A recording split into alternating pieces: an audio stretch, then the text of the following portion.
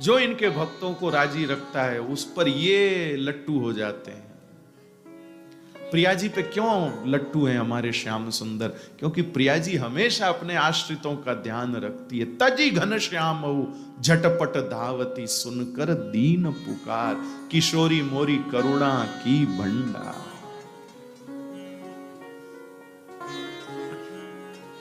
पति पत्नी आपस में बातचीत कर रहे हो, बड़ी जरूरी बात चल रही हो और बच्चा रोए और वो मां उस जरूरी बात को भी छोड़कर चली जाए, तो साधारण पिता होगा वो तो नाराज हो जाएगा। दिन भर क्या बच्चे बच्चे में, मैं भी तो कुछ तेरे लगता हूं, मेरे पास भी तो बैठा कर, उस दिन भर उस बच्चे में पड़ी रहती है।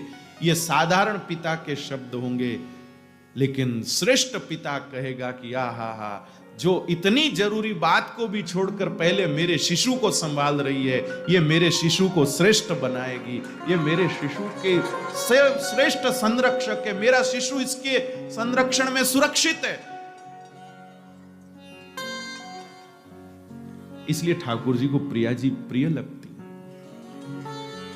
तजी घन श्याम झटपट धावती सुनकर दीन पुकार। तजी घन श्याम इनको भी छोड़ देती हैं सुनकर दीन पुकार, और दीन जान अपनों कर लेती।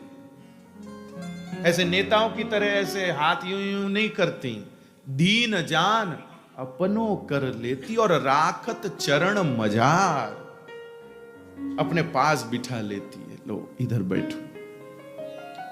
ऐसी है किशोरी मोरी करुणा की भंडार।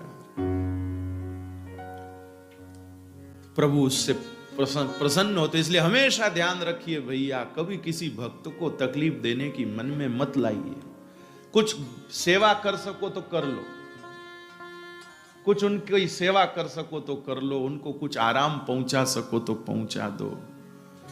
लेकिन कभी ये दिल में इरादा मत लाओ कि हम ऐसा कुछ करें जिससे उनको तकलीफ हो, उनको कष्ट हो, उनको परेशानी हो। ठाकुर जी बहुत अप्रसन्न होते हैं। साधु अवज्ञा तुरत भवानी, कर कल्याण अखिल के हानि। उससे सबकी हानि होती है।